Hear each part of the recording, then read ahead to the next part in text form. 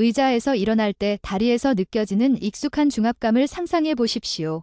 통증은 아니지만 심장에서 발끝으로 가는 메시지가 지연되는 듯한 답답한 저항감입니다. 순환은 단순한 배관 문제가 아닙니다. 그것은 세포, 신경, 혈관, 그리고 시간 사이의 대화입니다. 노화가 진행됨에 따라 이 대화는 점차 희미해집니다. 신체가 기능을 상실해서가 아니라 더 명확한 신호를 기다리고 있기 때문입니다. 과학이 주목하는 지점은 마이크로그램 단위의 미세한 영양소들이 걷고 균형을 잡고 독립적인 삶을 유지하는 거대한 능력에 어떻게 영향을 미치는가 하는 것입니다. 다리의 혈류는 혈관의 탄력, 신경의 온전함, 산소 공급의 효율성에 달려 있습니다. 이들은 개별적인 시스템이 아니라 하나의 직물처럼 엮여 있습니다. 비타민 D는 단순한 뼈 영양소가 아니라 혈관 긴장도의 조절자로 기능합니다. 혈관벽의 수용체는 비타민 D에 반응하여 혈관이 적절히 이완되도록 돕습니다. 이 신호가 약해지면 특히 중력의 영향을 받는 하체의 순환은 정체되기 시작합니다. 세포 간 소통으로서의 순환 우리가 느끼는 다리의 무거움이나 피로감은 단순한 폐쇄가 아니라 시스템 간 소통의 단절인 경우가 많습니다. 심장이 강력하게 펌프질을 해도 다리 혈관이 유연하게 반응하지 않으면 순환은 정체됩니다.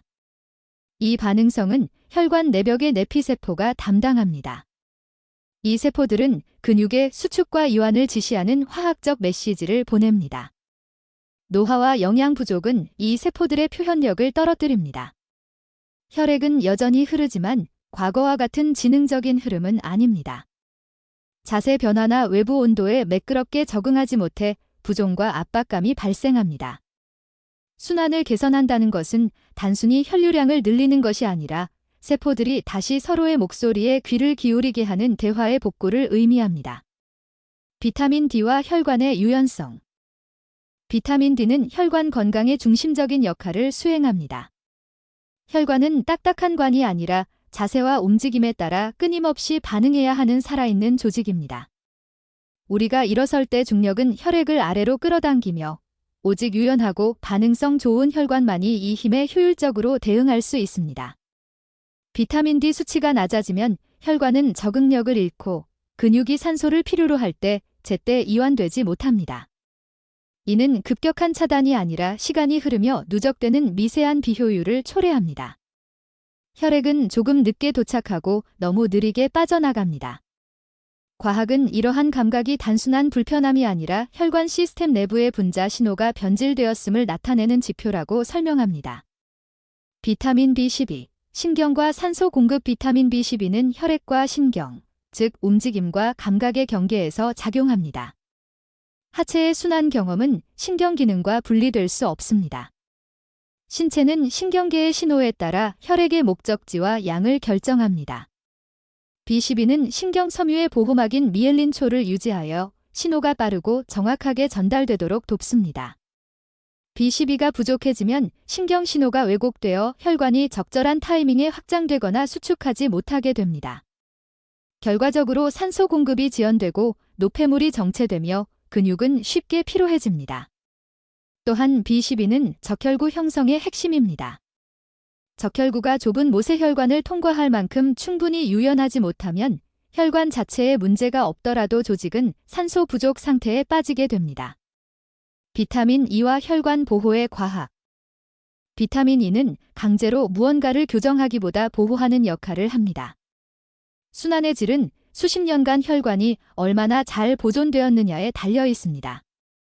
혈관 내벽은 끊임없이 산화적 스트레스에 노출되며 이는 혈관을 딱딱하게 만듭니다. 비타민 E는 세포의 방패로서 이 손상을 중화합니다. 특히 심장에서 멀고 중력과 싸워야 하는 다리 혈관에서 이 보호작용은 결정적입니다. 비타민 E는 혈관을 강제로 여는 것이 아니라 혈관이 자연스럽게 반응할 수 있는 환경을 보존합니다. 또한 적혈구막의 온전함을 지켜 산소 전달 효율을 높입니다. 이는 즉각적인 개선보다는 장기적인 기능 보존을 위한 영양 철학에 가깝습니다. 순환의 본질, 강요가 아닌 신호의 회복 지속 가능한 순환 건강은 외부에서 압력을 가해 강제로 유도하는 것이 아닙니다. 신체는 강한 자극에 노출되면 오히려 민감도를 떨어뜨려 적응해 버립니다. 진정한 개선은 시스템 내부의 배경소음을 줄여 자연스러운 신호가 다시 효과를 발휘하게 만드는 것입니다.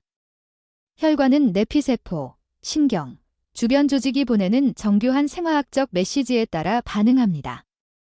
영양 부족이나 만성염증이 이 메시지를 방해하면 심장이 튼튼해도 순환은 비효율적이 됩니다.